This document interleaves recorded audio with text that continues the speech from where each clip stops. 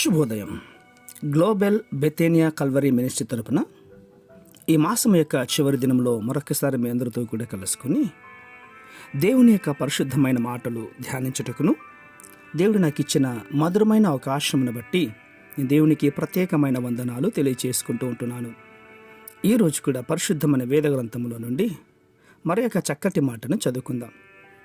గలాతీలకు రాసిన పత్రిక 6వ అధ్యాయము 14వ వచనాన్ని నేను చదువుతున్నాను, దయచేసి గమనించమని ప్రభు పేరిట మనవి చేస్తున్నాను. గలాతీలకు రాసిన పత్రిక 6వ అధ్యాయము 14వ వచనము. అయితే మన ప్రభు అయిన యేసుక్రీస్తు శిలువయందు తప్ప మరి దేని యందును అతిశయించుట నాకు దూరమవునుగాక. దానివలన నాకు లోకమునకు నేను సిలువ వేయబడి ఉన్నాను. దేవునికి స్తోత్రం కలుగునుగాక. అవును ప్రియులారా, ఒక వ్యక్తి చచ్చిపోయాడు అనుకుంటాం. అప్పుడు తనకంటూ ఉండినటువంటి గుర్తింపును కోల్పోతాడు. ఇప్పుడు అసలు మనిషి లేడు అన్నటువంటి లెక్క కిందకు వస్తుంది.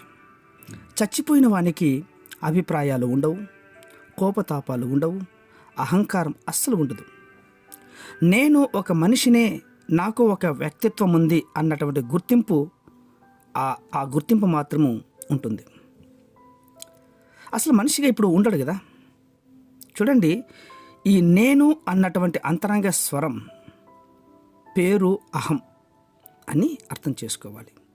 ఈ అహం అన్నటువంటిది మనిషి లోపల దాగి ఉండే ఒక వికృత మృగం లాంటిది. ఈ అహం అనేవాడికి అన్ని మృగ లక్షణాలే ఉంటాయి. వీడు లోపల దాగి ఉన్నటువంటి మనిషిని జీవితాన్ని శపిస్తూ పరిపాలిస్తూ ఉంటాడు. అందుకే మనిషి తరచుగా పశువులా ప్రవర్తిస్తాడు. అయితే ఈ అహం అన్నటువంటి మృగం సంపూర్ణంగా ఒక వ్యక్తిలో చచ్చిపోతుందే అప్పుడే నిజమైన క్రైస్తవుడిగా మారుతాడు.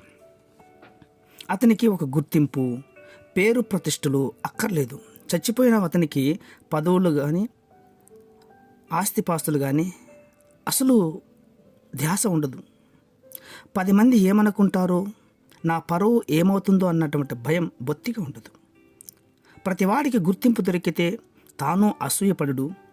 అతనిలోని మృగం పూర్తిగా చచ్చిపోయినప్పుడే సిలువ సాధించిన మహత్కార్యంగా గుర్తించుకొస్తాడు.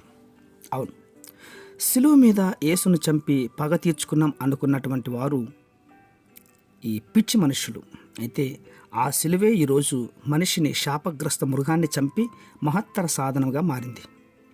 సిలువ కాంతిలోనికి జనం వచ్చినటువంటి వారు ఎవరైనా సరే తప్పకుండా అక్కడ చనిపోవాల్సినటువంటి పరిస్థితి ఏర్పడుతుంది. అయితే ఎవరు బ్రతుకుతారు అంటే అతనిలో క్రీస్తు బ్రతికుతున్నాడు అన్నటువంటి అర్థం చేసుకోవాలి. క్రీస్తు వాక్య బీజం అతనిలో పుట్టి నూతన జీవితాన్ని మార్చేస్తుంది. అందుకోసమే పౌలు గారు చాలా లోతైనటువంటి మర్మాన్ని మన మీద ఉంచుతున్నాడు. పరిశుద్ధమైనటువంటి మా ప్రియ పరలోకపు తండ్రి, అవును నాయనా, యేసుక్రీస్తు యొక్క సిలువ తప్ప మరి ఏ విషయంలో కూడా మేము కూడా అతిశయించటం మంచిది కాదు.